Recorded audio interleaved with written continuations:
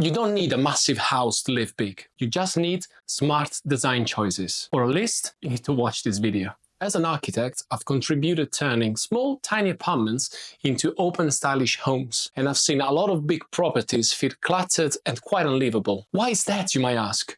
Because it's not about how much space you have. It's about how you use it. In today's video, I'll show you how to make your small apartment feel wider, brighter, and more functional, using my architect-approved hacks and budget-friendly solutions, most of which you can actually do yourself. Ready? Let's dive in.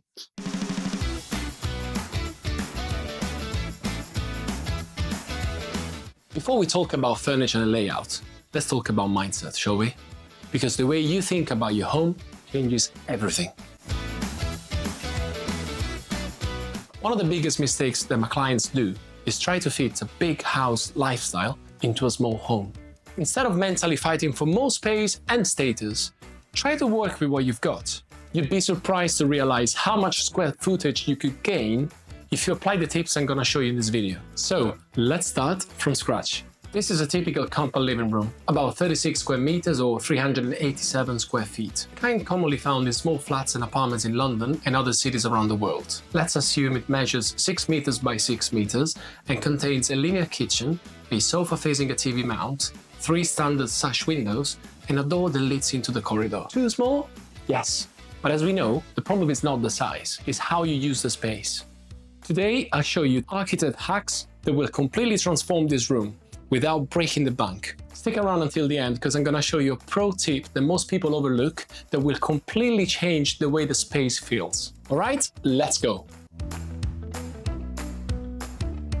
Most spaces that I've seen feel cluttered because there's too much small furniture around, and dogs as well. Instead of filling the space with tiny pieces, follow the 70-30 rule. 70% of the space should be left open, while the remaining 30% should be occupied by bold statement furniture. Obviously, yes, you could tweak this percentage to suit how much of a minimalist you are. Sell or donate excess furniture. It frees up space and makes you a bit of money. Invest in elongated furniture that follows the longest dimensions of the room. You don't need to spend a fortune. Remember, buy less and even second-hand. Just keep it minimal. Now that we've got the right amount of furniture, let's fix the layout. I'm pretty sure that most of you aim for perfect symmetry when arranging furniture. Sofa centered, coffee table placed right in front of the sofas, and matching decor on both sides. But actually, in a small space, too much symmetry can make the room feel a bit static. You could exploit asymmetry to create movement and flow. Let's have a look at how. You could offset your sofa slightly instead of centering in the room. Place a coffee table or side table off to one side instead of right in front of the sofa. Experiment with asymmetrical rack placement. Don't center it, let it extend more to one side. Asymmetry breaks down visual monotony, making a space feel larger, more intentionally designed and dynamic. Most people forget the biggest and most unused space in a small living room, the fifth wall, also known as the ceiling. Hang storage shelves just below the ceiling. This keeps clutter off the floor and draws the eye upward. Might be unusual, but it's quite fun, I believe. Maybe with some hanging plants? Why not? I found a few on Amazon. I'll leave the links in the description. Use ceiling rails for curtains instead of wall-mounted rods. This makes windows appear taller, creating a sense of height. Paint again your ceiling with a glossy reflective white finish. This reflects light back into the space, making it feel bigger and brighter. Now, let's talk about colors and perception. A small room with too many colors feels chaotic. Conversely, a minimalist home all white might feel like a box. My suggestion is to use only 3 colors throughout the room to keep it consistent, light and airy. A dominant neutral, 60%, could be a white, beige or light grey. A secondary color, like 30% of the area, could be a soft blue, sage green or a muted terracotta. A bold accent, 10% of the area, for example a deep navy, dark green, black or burgundy. I love how plants stand out on a colorful background. Look at this. Let's move on to something even more powerful. How to move walls without renovating.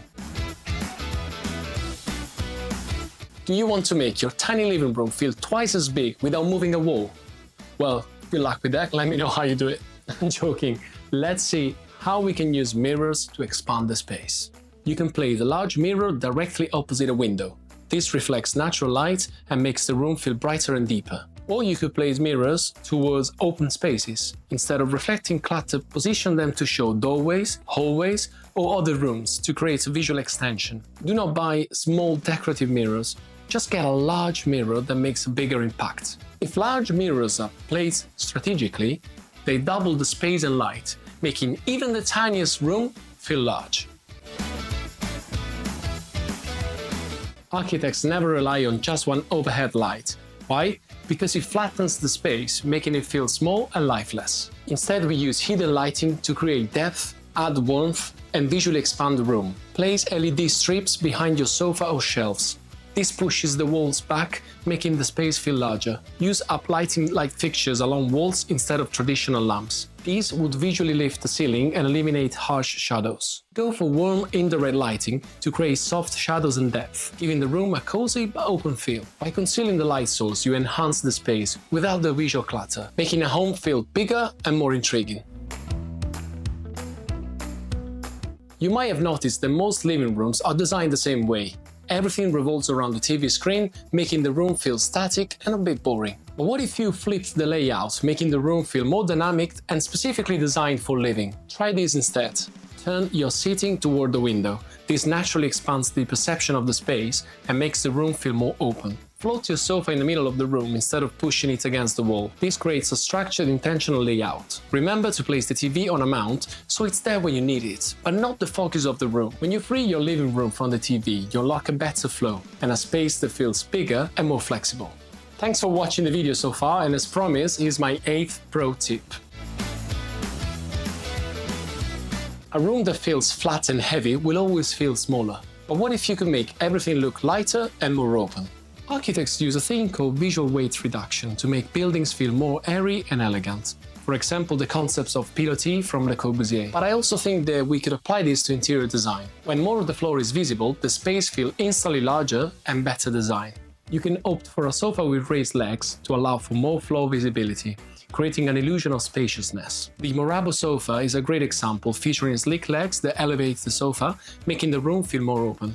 You can use wall-mounted shelves to free up floor space and reduce visual clutter. I like the lac wall shelf, which is a minimalist option that provides storage without the bulk of floor-standing units. And there you have it, 8 architect-approved hacks to live big in a tiny home. Which one will you try first? Let me know in the comments below. And if you're after more space-saving ideas, have a look at my video that I did before when I turned a studio apartment into a stylish home. And hey, if you'd like me to review your space and suggest design improvements, just send me a photo. If you found this video helpful, hit like, subscribe and turn on the notification bell, because there will be a lot of videos coming through. I'll see you in the next video, alright?